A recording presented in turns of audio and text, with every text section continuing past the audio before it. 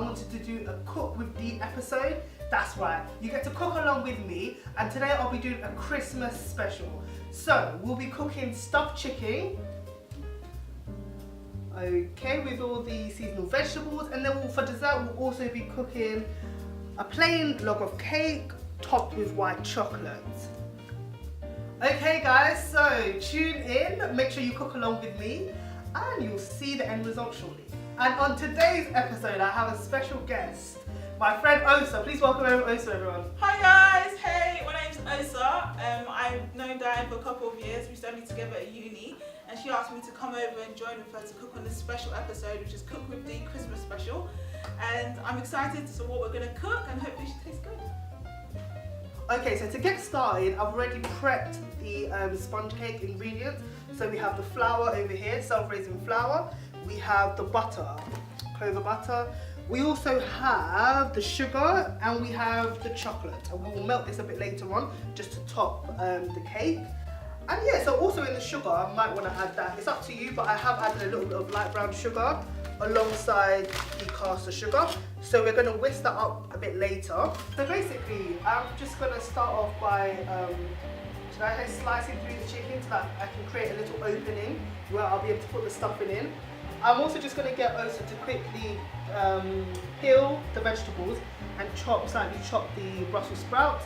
These will remain as they are because I think it's quite nice just to roast them like this. And what inspired you to start cooking? I did food technology for GCSE, and I actually got an A in it. So Check you out. obviously, one of only 2 A's. But anyway, I feel like, yeah, I always like to cook, and I guess I used to see my mom cook all the time. Yeah. And I like to experiment with stuff as well. And I feel like with cooking, there's just so much to it. And I think what inspired me more to cook is because when we went to uni, I didn't really feel like I could cook that well, to be honest. So rather than getting takeaways and stuff like that, it's nice to be able to actually like tasting your own food. And for you, always in the kitchen. Yeah. Like trying to make like the odd meal, and I'm like, oh my gosh, check out Diane. That's the thing. Well, little do people know, I wasn't there. It wasn't that good. I remember one of our flatmates. I tried to make jollof rice one time, and by the time I finished it, it was raw.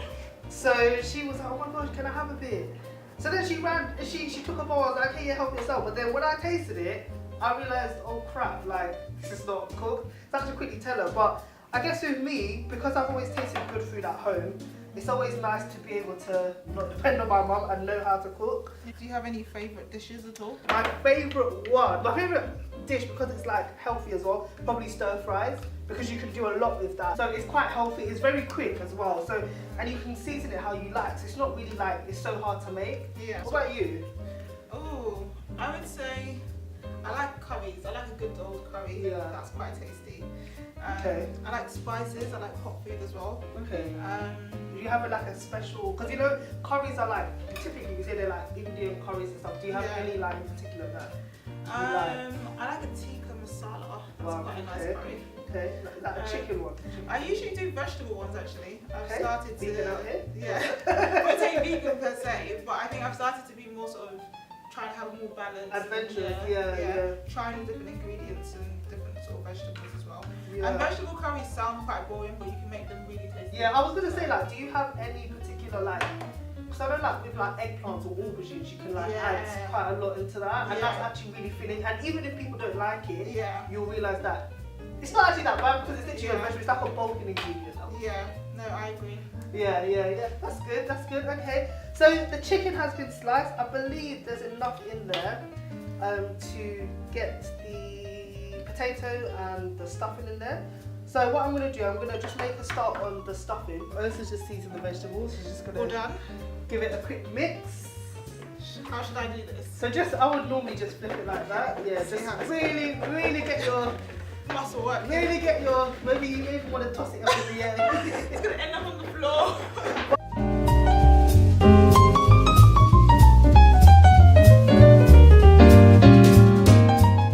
With Christmas, I know I've watched my mum a lot over the years, like add time, mixed herbs. I don't know, it just gives that, I don't know what feeling it gives, but it gives a feeling. Okay guys, so I almost forgot, and you're wondering, Diane, how could you? Your cubes have to go. Okay, if you could just... Time for us to add a bit. Vegetables. how would you like them? Just all over? So yeah, just all over really, and obviously you'll find that the juices from that will actually, that looks good. That does look good. So once that's done, you'll see that there'll probably be some kind of stock, and yeah, we'll be ready to go. That's your Christmas dinner. For the oven. Okay, off it goes. Okay, so the roast has gone into the oven, and Diane started on the cake. You're going to talk us through what you're going to add step by step? Yeah, okay, so first off, in here we have 175 grams of self-raising flour. And the trick is, with a sponge cake, use the same ingredients, same amount of ingredients when you're measuring the flour, the sugar, and the butter.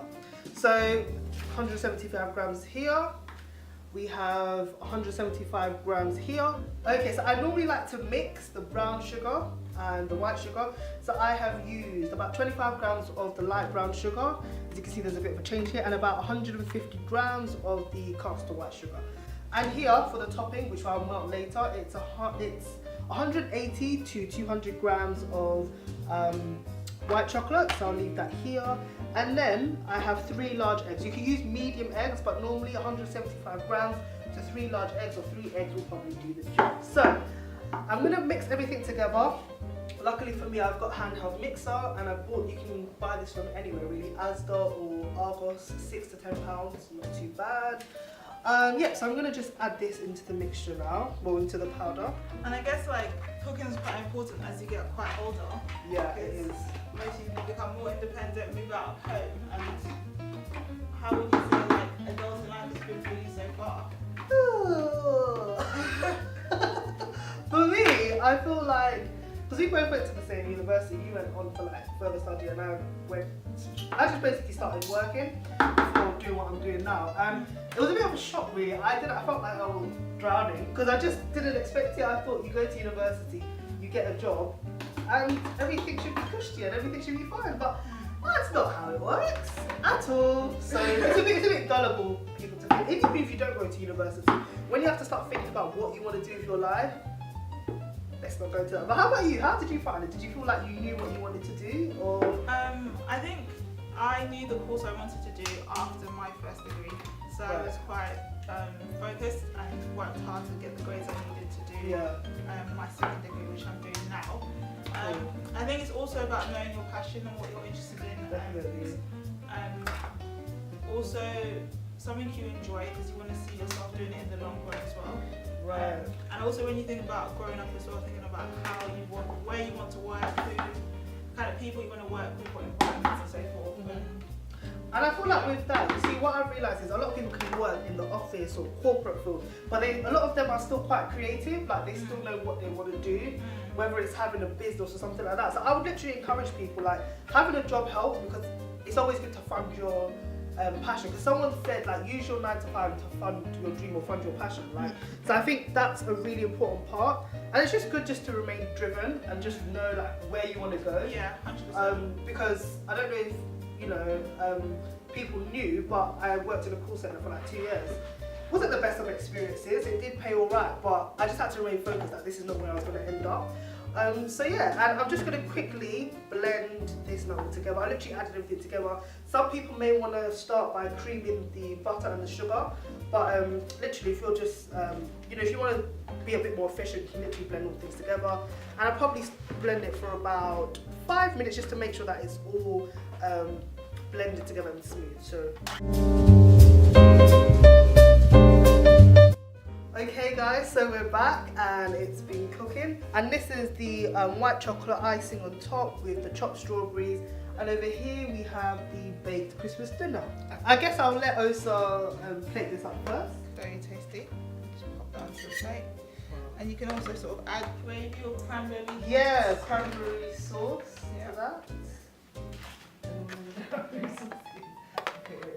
Fast, most against the spoon. I'll probably just cut through this cake, sponge cake. Give it a slice. Ooh. Ooh, that looks gorgeous. Right, okay. Nice and fluffy, that's what we like. It's cooked all the way through. So yeah, that's basically it. It's really up to you. Strawberries are water-based, so you may need to put it in the fridge for a bit longer. But this is literally the Christmas dinner. So this is what we've come up with. some of your cranberry sauce right there. Typical Christmas dinner. Do you want to give that a cut through? So just to, just that way.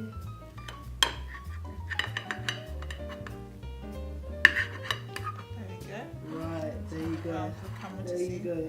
You can have mashed potato, stuffing, and you can have roasted vegetables. Have a look at that. Lovely.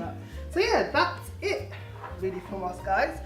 I hope you guys have enjoyed this episode. Thank you so much, Osa, for joining us today. Had a good time. Yeah, so that's basically it. And what I will say, we will be doing more seasonal videos. If you would like to star on the next show, if you have an idea, if you'd like to work with us, contact us at cookwithdee@outlook.com. The recipes for this and the measurements will be on the website, and that would be www.cookwithdee.co. That's CO. Thank you so much for tuning in, guys. Follow us on Instagram, which is cookwithdee101. Don't forget to comment, like, share, and subscribe. If you know someone who could benefit from cooking, if you yourself could benefit from cooking, if you'd like to see me talk, if you can be on the next episode and you'd like to be a guest as well, follow us and keep up to date with more stuff. Thank you guys for watching. See ya. See you.